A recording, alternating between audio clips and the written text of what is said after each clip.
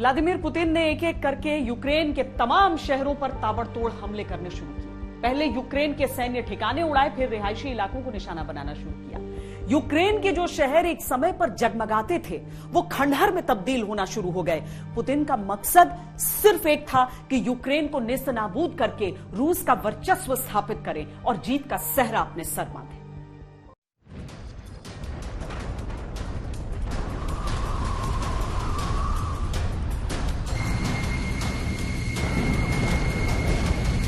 युद्ध जीतने का पहला पैमाना है कि दुश्मन देश ने कितनी जमीनों पर कब्जा किया और जिस देश पर हमला हुआ उसने उन जमीनों को दुश्मन देश से कितना वापस लिया। अपने इसी मकसद को पूरा करने के लिए पुतिन ने यूक्रेन के एक एक शहर को तबाह करना शुरू किया, लेकिन उनके इस मंसूबे के सामने चट्टान की तरह खड़े हो गए वोलोदिमीर ज़ेलेंस्की, यूक्रेन के राष्ट्रपति। На Чернігівському напрямку в Сумській області продовжується вигнання окупантів. Вони і самі усвідомлюють, що जो जंग शुरू में लग रही थी कि रूस 4 दिन में खत्म कर देगा, वो 1 महीने से ज्यादा चल गई। यानी रूस ने युद्ध जितना आसान समझा था उतना निकला नहीं। करीब 40 दिन के बाद रूस ने ताबड़तोड़ हमलों के साथ यूक्रेन के कई शहरों को खंडहर में तब्दील कर दिया। मिसाइलों, रॉकेटों और बमों की रूसी सेना ने ऐसी बरसात की कि शहर के शहर तबाह होते गए। जिन शहरों की खूबसूरती पर यूक्रेन को नाज था, वो किसी कब्रिस्तान से नजर आने लगे। दरअसल पुतिन यूक्रेन पर 4 अलग अलग एक्सिस या धुरियों से नियंत्रण करना चाह रहे हैं। पहला कीव एक्सिस। रूस यूक्रेन की राजधानी कीव को उत्तर पश्चिम, पश्चिम और पूर्व से घेरने की कोशिश कर रहा है। रूसी सेना कीव की तरफ धीरे धीरे बढ़ रही है और कीव के आसपास के इलाकों में बमबारी बढ़ा दी है। दूसरा खार्किव एक्सिस। खार्किव पर हमले तो जबरदस्त हुए हैं, लेकिन अभी भी वो रूस के कब्जे में नहीं है, क्योंकि यूक्रेन की सेना के साथ साथ स्थानीय लोग भी युद्ध में उतर आए हैं। तीसरा डॉनबास एक्सिस। रूसी सेनाएं और रूसी समर्थक अलगाववादी लुहांस्क और डोनेस्क पर पूर्ण नियंत्रण के लिए लगातार आगे बढ़ रहे हैं, लेकिन अभी तक पूरी तरह कामयाब नहीं हुए हैं। और चौथा है क्रीमिया एक्सिस। रूसी सेना माइकोलाइव पर पूर्वी दिशा से कब्जा करने की कोशिश कर रही है। अगर वो इस पर नियंत्रण कर पाए तो उनका अगला निशाना होगा ऐतिहासिक शहर ओडेसा। यूक्रेन अपनी एक ज्यादा आक्रामकता दिखा रहा है, चाहे वो बेलगोरोद का तेल डिपो बॉम्ब करना हो या फिर इनफैक्ट मारियोपोल जैसे इलाकों में भी यूक्रेन का दावा है कि उसने चुनौती दी है रूसी फोर्सेस को। अब किस हिसाब से देखें इसे? श्वेता, ये मेरे ख्याल पहले हफ्ते में क्लियर हो गया था कि जो रूस की सारी स्ट्रैटेजी है ये विफल होने जा रही है। ये बात अपनी जगह ठीक है कि दक्षिण के क्षेत्र में रूस ने काफी बड़े एरिया के ऊपर कब्जा किया, लेकिन कोई भी बड़ा शहर उनके कब्जे में नहीं आया। मारियोपोल में भी अभी लड़ाई चल रही है।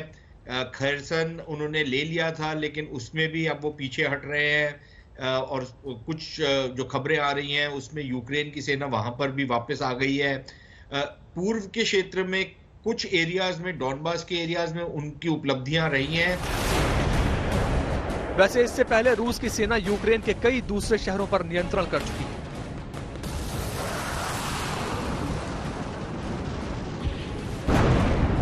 चेर्नोबिल पर रूस का कब्जा। जंग के पहले दिन ही रूस की सेना ने यहां पर कब्जा कर लिया। चेर्नोबिल में न्यूक्लियर पावर प्लांट भी है, जहां 1986 में भयानक हादसा हुआ था। यूक्रेन ने इस पावर प्लांट पर रूसी कब्जे को लेकर चिंता जताई है।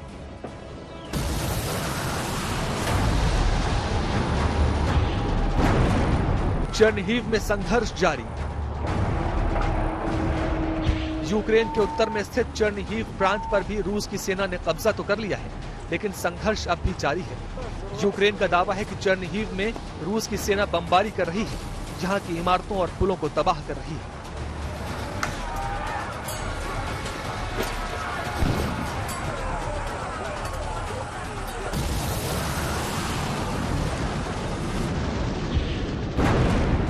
सूमी में युद्ध जारी।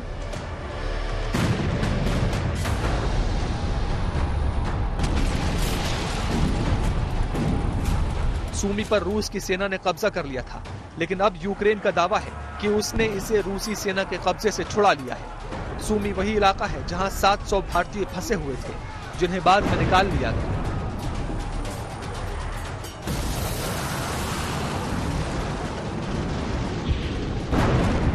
खेरसन पर रूस का कब्जा।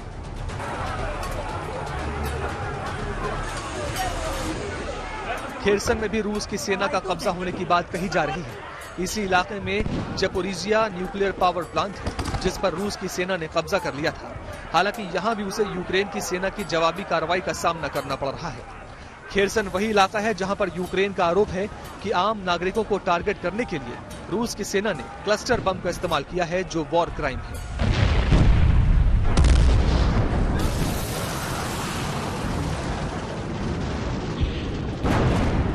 मारियोपोल तबाह हो गया।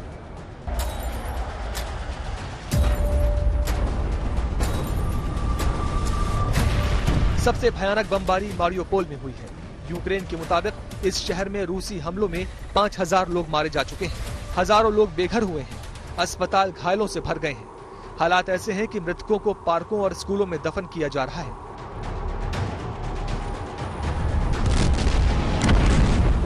रूस ने यहां पर ऐसी तबाही मचाई है कि 90% इमारतें खंडहर में तब्दील हो चुकी हैं। लेकिन अभी भी इस पर रूस का कब्जा नहीं है।